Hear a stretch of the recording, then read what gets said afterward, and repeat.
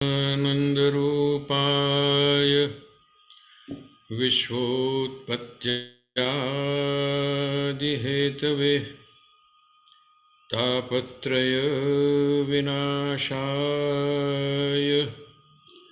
श्रीकृष्णाय वयं नुमः। श्रीकृष्णाय वयं नुमः। श्रीकृष्णाय वयं नुमः।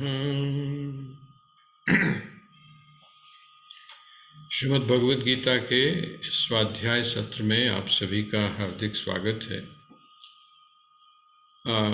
आज शनिवार है और पहला जो सत्र है वो प्रथम सत्र में हम श्रीमद् भगवद गीता के ही चर्चा कर रहे हैं।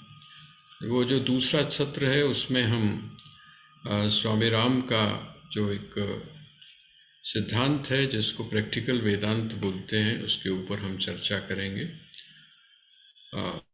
तो आइए 11वां अध्याय हमने समाप्त किया था और 12वां प्रारंभ हो गया था। और वह जो 12वां अध्याय प्रारंभ हुआ है उसमें अर्जुन ने बड़ा सीधा सीधा एक प्रश्न रखा सामने। ये शायद हम लोगों का भी प्रश्न है। हम लोग भी ज़्यादातर इस दो हिस्सों में बटे हुए हैं। कुछ लोग हमारे यहाँ ज़्यादा, जिसको हम मात्रा बोलते हैं, ज़्यादा जो मात्रा है वो सगुण साकार उपासना की है। सगुण साकार की जो लोग उपासना करते हैं उनकी जो मात्रा है, उनकी जो संख्या है वो ज़्यादा है। उसका कारण मैंने आपसे निवेदन किया था क्योंकि हम लोग सामान्य रूप से आकार के साथ में जुड़े हुए हैं। अगर हम मानसिक रूप से भी किसी का चिंतन करते हैं तो वो भी आकार में ही आ जाता है। इसी का यही वजह है कि जिसको हम उपासना बोलते हैं, उपासना, मानसिक उपासना भी जिसको आप बोलते हैं। देखिए, उपासना दो प्रकार की हमारे यहाँ बड़ी स्पष्ट रूप से कही गई है। एक तो वो होती है जिसमें आप बहुत सारी जो सामग्री है उस सामग्री का और एक विशेष प्रक्रिया का प्रयोग करते हैं, वो तो उपासना है। जैसे आपके समक्ष आप अपने मंदिर में बैठे हैं, मूर्ति है, मूर्ति के अब आप पहले उसका स्नान करवा रहे हैं, स्नान करवाने के बाद में फिर आप उसका श्रृंगार कर रहे हैं, श्रृंगार के बाद में फिर आप भोग कर रहे हैं। ये जितनी भी चीज़ें हैं इसमें आप सामग्री का उपयोग करते हैं। और ये जो सामग्री का उपयोग करते हैं, इस सामग्री के उपयोग में दो चीज़ों की जो है वो प्रधानता होती है। एक तो सामग्री की प्रधानता होती है और एक उस विधि की या उस प्रक्रिया की प्रधानता होती है जिसे अपनाया जाता है, जिसको आप अपनी परंपरा के अनुसार जो है जहाँ से भी आपने दीक्षा ली हुई है उसके अनुसार आप करते हैं। तुलसी दल को आप चढ़ाते हैं, चंदन को आप चढ़ाते हैं। ये सब चीज़ें आपको पता होता है कि कौन से देवता के ऊपर कौन सी चीज़ें चढ़ानी चाहिए, कौन सी चीज़ें ऐसी हैं जो निषिद्ध हैं, जिनका निषेध है। ये सारी प्रक्रिया। और दूसरी एक प्रक्रिया है जिसको हमारे यहाँ मानसिक पूजा बोलते हैं। मानसिक पूजा का अर्थ क्या है? मानसिक पूजा का अर्थ है कि आप वहाँ पर कुछ भी बाहर रूप से आप कुछ भी नहीं कर रहे हैं, अर्थात कोई सामग्री आपके पास में नहीं है। जैसा आपने सुना होगा कबीर साहब के बारे में कि कबीर साहब जो थे उनको मानसिक रूप से उनके जो गुरुदेव थे वो पूजा किया करते थे। और कबीर साहब वहीं पर बैठे थे तो वो जो हार बनाया, इसका मतलब क्या हुआ? सामग्री तो बनाई जाती है, सामग्री का उपयोग होता है, लेकिन वो सामग्री बहिर नहीं होती है। जैसे पुष्प जो है, पुष्पों की माला आप किसी दुकान से लेकर नहीं आते। गंध और अक्षत जो है वो आप अपने कहीं से कलेक्ट नहीं करते हैं। और जो पुष्प हैं उन पुष्पों को भी लेने के लिए आप किसी ना तो वाटिका में जाते हैं और ना आप किसी दुकान पर जाते हैं, बल्कि आप क्या करते हैं? आप एक भाव करते हैं। यहाँ पर जो प्रक्रिया है वो प्रक्रिया तो रहती है, लेकिन सामग्री की जगह भाव ले लेता है। आप भावपूर्वक अपने आप की एक, जिसको हम बड़ी साधारण सी एक शब्दावली का प्रयोग करें तो आप कल्पना करके मानसिक रूप से का अर्थ है कल्पना करके। जैसे अब आपकी जो आरती है, हमारे जो मिशन की आरती है, उस आरती में वो जो विराट का एक जो रूप दिया है, उस विराट के रूप में क्या है, आपने देखा होगा कि हमारे यहाँ जिस समय हम लोग आरती करते हैं तो वो प्रक्रिया नहीं है जो आमतौर पे कर्मकांड के अंदर आरती की मनाई जाती है। हम लोग अपने स्थान के ऊपर बैठकर ही आरती करते हैं। क्यों आरती करते हैं? क्यों? इसलिए क्योंकि भाव प्रधान है। यहाँ पर हमने पूरी सृष्टि को, पूरे जगत को उसमें समेट लिया है। यहाँ पर जो दीपक है, वो दीपक कौन है? तो कहते हैं वो दीपक सूर्य और चंद्रमा है, ये दीपक है वहाँ पर, है ना। भोग क्या है? तो भोग जितनी भी वस्तुएं हैं वो सारी चीज़ें भोग हैं। इस तरह से आप इस बात को समझिए कि आपके पास में दो चीज़ें हो गई।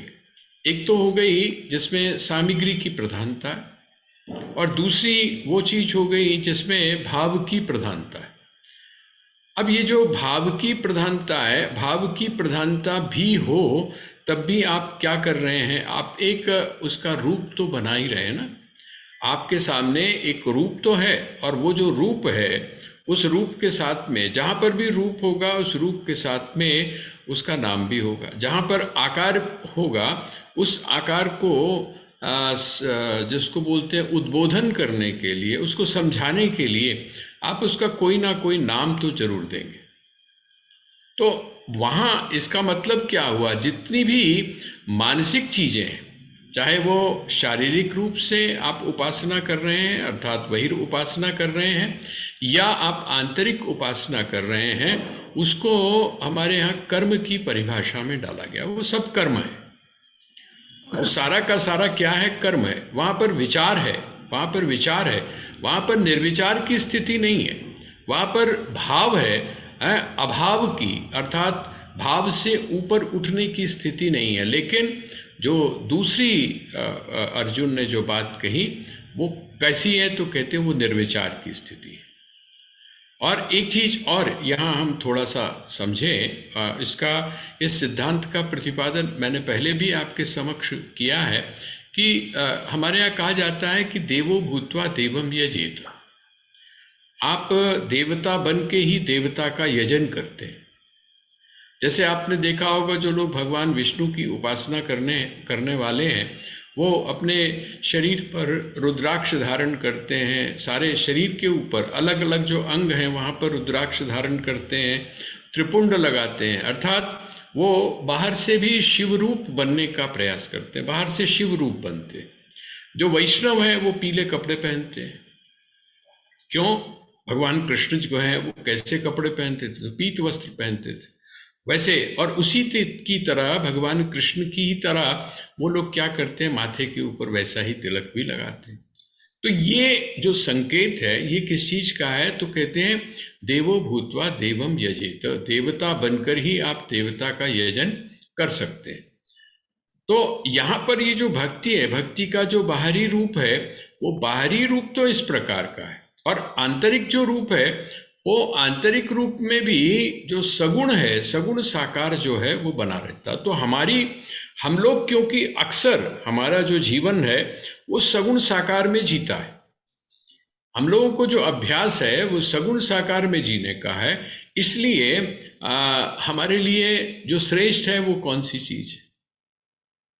देखिए यहाँ एक बात का हम और भी ध्यान रखेंगे, और वो बात कौन सी है? वक्ता जो है, वो जो वक्ता बोल रहा है वो किसके हिसाब से बोलेगा? वो श्रोता के हिसाब से बोलेगा। श्रोता की जो योग्यता है, श्रोता की जो पात्रता है, क्योंकि वो जो श्रोता है, जो सुनने वाला है, जिसको आप शिष्य बोलते हैं या जो विद्यार्थी है, वो अपने लिए पूछ रहा है ना। अगर वो ये कहता है कि श्रेष्ठ कौन सा है, इन दोनों में से श्रेष्ठ कौन है, सगुण साकार की उपासना श्रेष्ठ है या निर्गुण निराकार की उपासना श्रेष्ठ है?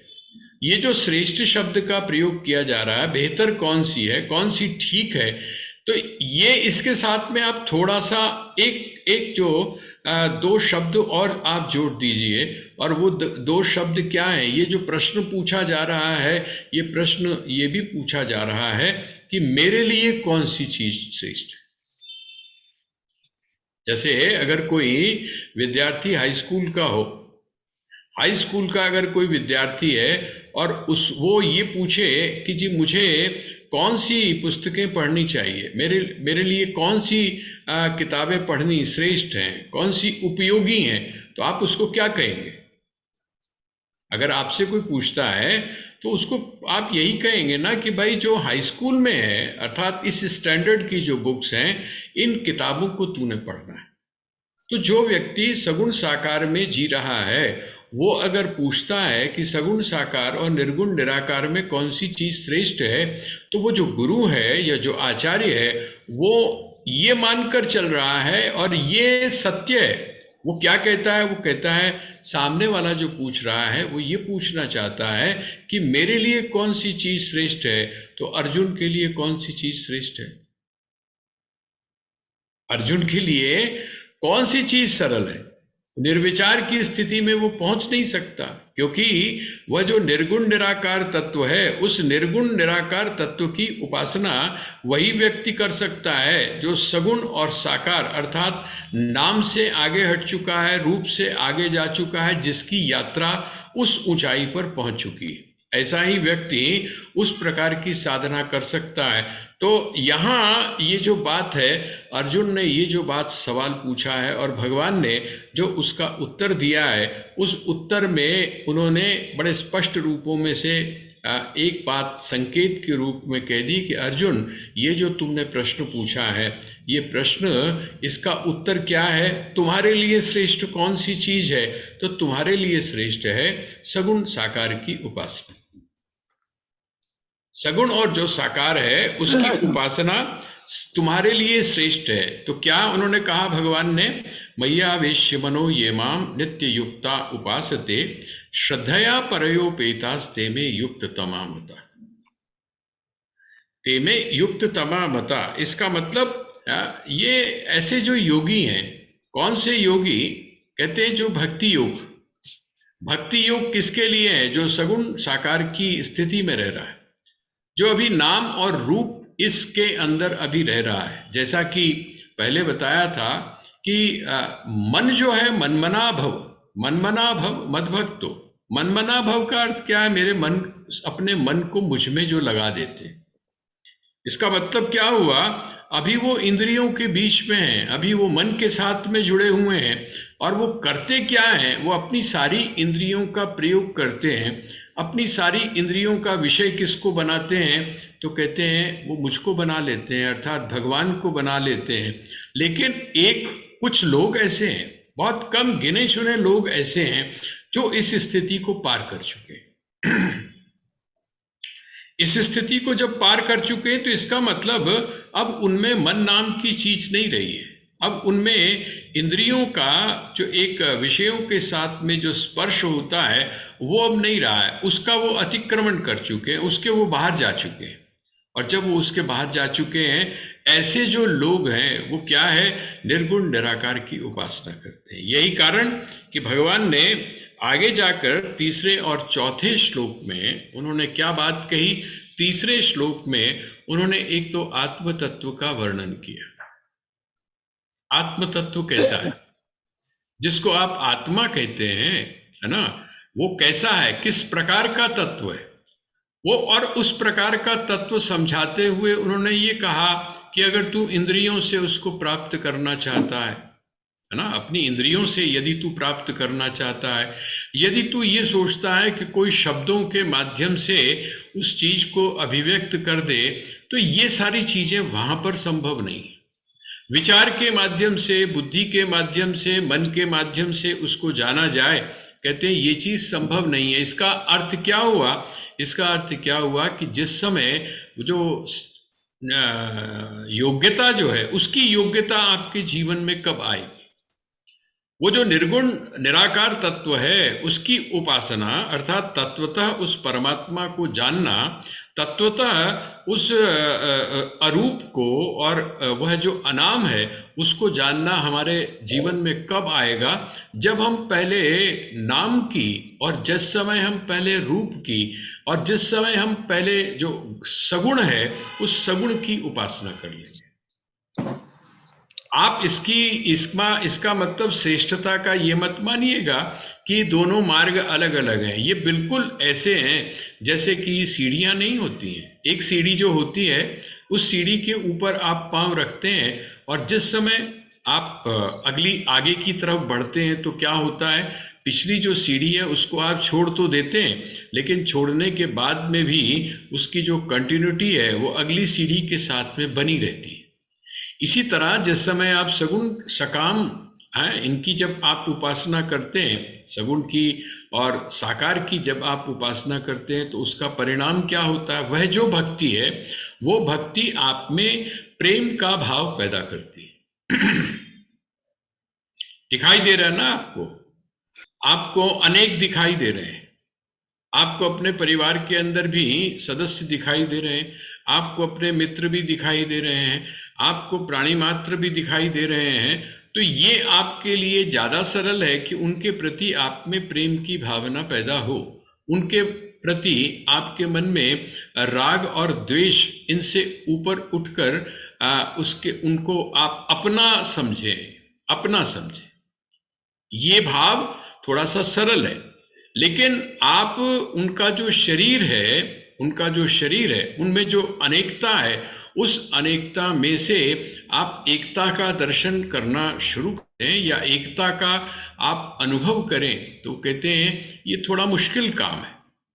तो पहले आप कहाँ से शुरू करें भाई? पहले तो आप सरल काम से शुरू करें ना। इसीलिए क्या कहा गया कि भक्ति जो है वो सरल है। सरल क्यों है? क्योंकि जो हमारे जो सांसारिक नियम है, जो संसार है, जिसको आप संसार जहां पर हम रह रहे हैं, उसके थोड़ी सी अनुकूल पड़ती है, इसलिए वो सरल है। उसमें जैसे आप अपने बच्चों को क्या करते हैं, सुबह उठाते हैं, सुबह उठा के फिर आप उनको मंजन करवाते हैं, मंजन करवाने के बाद सारी प्रक्रिया जो भी आप करते हैं, यही आप क्या करते हैं, आपने देखा होगा जो वैष्णव परंपरा है वहां पर दातुन भी रखते हैं भगवान के लिए। वहां पर दातुन भी रखी जाती है, वहां पर उनको बड़े प्यार से उठाया भी जाता है, स्तोत्रों के माध्यम से, बड़े सुंदर संगीत के माध्यम से उनको उठाया जाता है। सरल है ये सरल क्यों है? ये सरल इसलिए है क्योंकि हमारे स्वभाव जो है ना, वो हमारे स्वभाव के अनुसार ये थोड़ा सा मिलता जुलता है, इसलिए हमको इसमें परेशानी नहीं है। लेकिन जो दूसरा है, जो निर्विचार की स्थिति है, जिसको निर्गुण निराकार तत्व कहा गया, वो तत्व ही ऐसा है कि थोड़ा सूक्ष्म है। वो तत्व ही ऐसा है जो आपकी इंद्रियों के पकड़ में नहीं आता है। वो तत्व ही ऐसा है कि जिसके लिए आपको कहीं तीर्थ यात्रा या कहीं जाने की आवश्यकता नहीं होती है। आप जहां चाहें आप उसका अनुभव कर सकते हैं, क्योंकि वो तो सर्वत्र है, सारी जगह। इसीलिए जो भगवान है उन्होंने क्या बताया, वो जो निर्गुण जो ब्रह्म है, उस ब्रह्म का स्वरूप बताया। अब आप ऐसे भी इसको थोड़ा सा ले लीजिए कि वह जो ब्रह्म है, उस ब्रह्म का जो ईश्वरीय जो अंश, जिसको आप रूप बोलते हैं, जिस समय जगत की उत्पत्ति करता है तो हमने उसको क्या बोला था? हमने उसको बोला था ईश्वर है। वह ईश्वर है, और वह जो ईश्वर है वो ईश्वर अपनी लीलाओं के माध्यम से अपने आप को प्रकट करता है।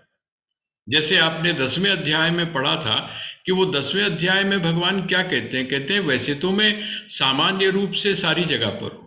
कौन सा स्थान ऐसा है जहां पर मैं ना हूं? अर्थात मैं प्रत्येक स्थान पर हूं, और जब मैं प्रत्येक स्थान पर हूं और वहां पर मैं विशेष रूप से जब प्रकट होता हूं, तो कुछ स्थान ऐसे हैं जहां पर मैं विशेष रूप से प्रकट होता हूं। ये तो 10वें अध्याय में, जिसको हमने विभूति योग के नाम से पढ़ा। अब उसके बाद आप ऐसे थोड़ा सा मानकर चलिए कि वो क्या था, वो सगुण साकार का वर्णन था। वो जो परमात्मा है, वो परमात्मा जिस समय सगुण साकार हुआ, जब सगुण साकार बना, तो कुछ विशेष स्थान पर उसकी अभिव्यक्ति हुई, कुछ विशेष स्थान पर वो आपको प्रकट होकर दिखाई देता कि नहीं, यहां पर ये है, यहां पर कुछ ऐसा है जिसकी व्याख्या नहीं की जा सकती, यहां पर कुछ ऐसा है जिसकी विवेचना हम नहीं कर सकते। लेकिन जिस समय आप 11वें अध्याय में प्रवेश किए, जब आप 11वें अध्याय में आए तो 11वें अध्याय में तो आश्चर्य ही आश्चर्य है। वहां पर शरीर से परे, शरीर से परे एक जो, जिसको हम विविधता बोलते हैं, जिसको हम अनेकता बोलते हैं, जिसको हम भेद बोलते हैं, जिसको हम नानात्व बोलते हैं, उसके बीच में से हमने किसको झांक कर देखा? वह जो विराट है, वह जो विराट पुरुष है, उस विराट पुरुष को। उसके बीच में से हमने झांक कर किसको देखा? वह जो अनाम है, वह जो अगोचर है, वो सारी, ये जो ब्रह्म का स्वरूप है, ये यहाँ पर वर्णन किया। पहले रूप का आधार बनाकर आप क्या करते हैं? आप उस भक्ति को, और वो जो भक्ति है जिसमें आप रूप का आधार नहीं लेते, रूप का आश्रय नहीं लेते, बल्कि क्यों रूप का आश्रय? क्योंकि जिसका आप आश्रय लेने के लिए जा रहे हैं वो तो रूप है ही नहीं ना। रूप तो तब होगा ना जब सीमित हो, रूप तो वो तब होगा जब सीमित हो। इंद्रियों के द्वारा अर्थात आपकी वाणी के द्वारा वो तब कहा जाएगा जब आपकी वाणी की पकड़ में हो। शब्दों के माध्यम से तो आप उसका बखान तभी कर सकते हैं जब वो शब्द की पकड़ में आने वाला हो पूर्ण रूप से। और अगर वो पूर्ण रूप से शब्द की पकड़ में आने वाला नहीं है, इंद्रियों की पकड़ में आने वाला नहीं है, तो ऐसा वह जो तत्व है, उस तत्व के लिए आप यही वो कहते हैं कि वो इसलिए कठिन है। कठिन का मतलब ऐसा नहीं, योग्यता के कारण। अब आप जो इंटरमीडिएट में जो रहने वाला बच्चा है, उसके सामने अगर आप ग्रेजुएशन का पेपर लाकर रख दोगे तो भाई कठिन तो हो ही जाएगा, कठिन हो जाएगा। और सरल कब होगा? कहते सरल तब होगा आपको जिस समय आप अपने बच्चों को, पोते पोतियों को पढ़ाते हैं, और आप थोड़ा सा ध्यान रखिए, जब आप उस क्लास में थे, जब आप उस क्लास में थे तो कितना कठिन लगता था, है ना?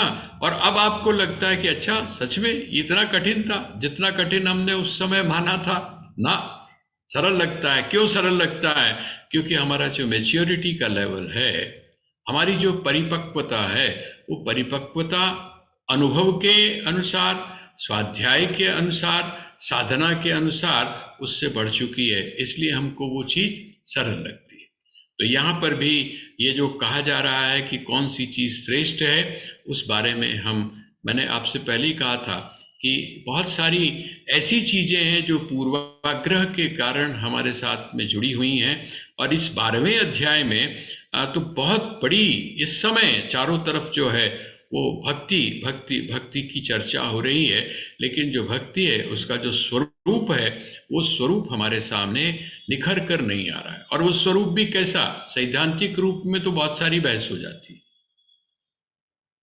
पूजा कैसे करनी चाहिए, पूजा नहीं कैसे नहीं करनी चाहिए, ठाकुर जी को प्लास्टिक के उसके अंदर लेकर आप रेल के अंदर सफर करें या ना करें, ये सारी चीजें आजकल आप देख रहे होंगे चारों तरफ चल रही है ना। ये जो है जिस जिस जो भी उसके भक्ति के अलग अलग जो रूप हैं वो चल रहे हैं। लेकिन जो उसके जो लक्षण हैं, लक्षण का अर्थ, अगर एक भक्त है तो उस भक्त का लक्षण क्या है?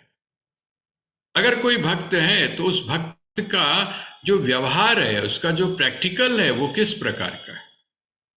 कल हम लोग यहाँ पर ऐसे ही चर्चा चल रही थी तो मैंने स्मरण ऐसे ही मुझे ध्यान आ गया कि जिस समय मैं जिस समय धर्मयुग में गया तो वहाँ बड़ा शौक था कि भाई कोई बड़ी अच्छी सी प्रेस कॉन्फ्रेंस जो है वो अटेंड की जाए।